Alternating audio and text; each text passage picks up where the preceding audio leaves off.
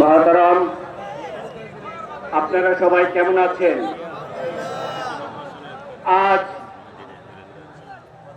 এত বড় একটি মহাসমাবেশ প্রমাণ করছে আমাদের দেশের যে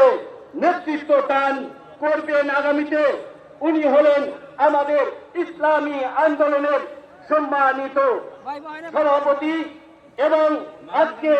স্টেজে উপস্থিত আছেন বিভিন্ন রাজনৈতিক দলের জাতীয় নেতৃবৃন্দ এবং আজকে বাংলাদেশ থেকে বিভিন্ন থেকে দূর দূরান্ত থেকে আগত আজকে আমাদের ইসলামী আন্দোলনের প্রান্তীয় পাখিগণ সাংবাদিক নেতৃবৃন্দ, আজকে আমি যেটি বলতে চাই, দেশ স্বাধীনের ৭৪ বছর পর আজকে আমরা যে জনগণের উল্লাস দেখছি, এই উল্লাসে বলতে চাই এদেশে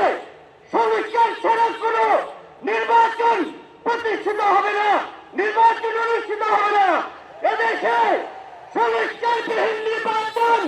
গণতন্ত্রের নির্বাচন, সংস্কারবিহীন নির্বাচন গণতন্ত্রের পূর্ণবাসক। এই গণতন্ত্রের জন্য পূর্ণবাসন না হয়, এজন্য আমাদের ইসলামী আন্দোলনের হাতকে শক্তিশালী করে আগামী নেতৃত্বে হাত থেকে মার্কায় ভোট দিয়ে এদেশকে দেশ রাষ্ট্র পরিচালনা করার জন্য তাদেরকে সহযোগিতা করবেন এবং এদেশের মানুষের খেদমতের জন্য ইসলামী আন্দোলনকে শক্তিশালী করবেন এবং আজকে যে